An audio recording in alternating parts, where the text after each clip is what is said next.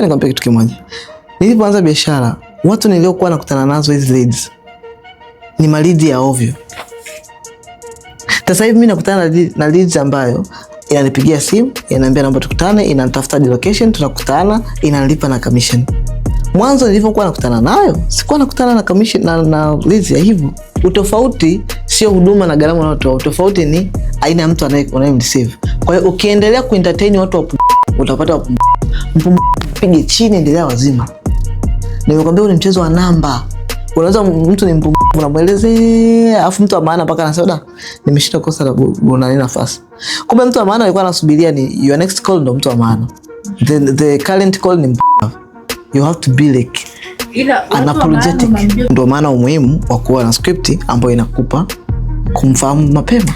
Ngoja nikupe mfano. Nilikuwa nimeenda kanisani. Kuna mama ananipigia simu. Baada ya sijaanza ibada, lakini nilikuwa nimeshakaa. Nikatoka nje kanisani. Ananiambia nataka kusajili kampuni. Nikamwambia unaitwa nani? Kaniambia uko wapi? Kaniambia unafanya biashara gani?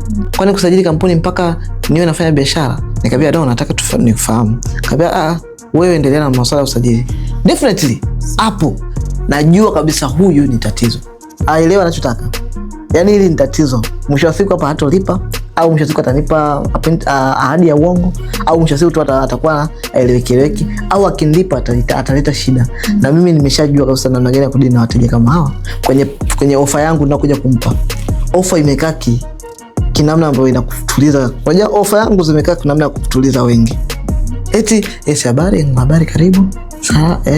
Karibu. Mnaongea na Michael? Wewe ni mdogo sana kwangu. Wewe ni mdogo sana kwangu. Nafikiri sio wapi. Mnaweza kwa hata 5 au 6. Okay. Mimi. Okay. Unasema ndio. Karibu. Mpaka mwisho nitakuhambo. Ofa yangu mimi tu itakuhambo. Kwa sababu ukileta dharau mwanzoni, mwisho nitakuhambo kwenye gharama, kwenye ofa zangu. Lakini ukiachana na ofa zangu, hapa kwenye mazungumzo hapa katikati, kwenye sales unatakiwa uhakikishe mteja ajifanye kama ana read conversation, lakini in reality ndio unamuelekeza kwenye shimo lake. Tik tik tik tik.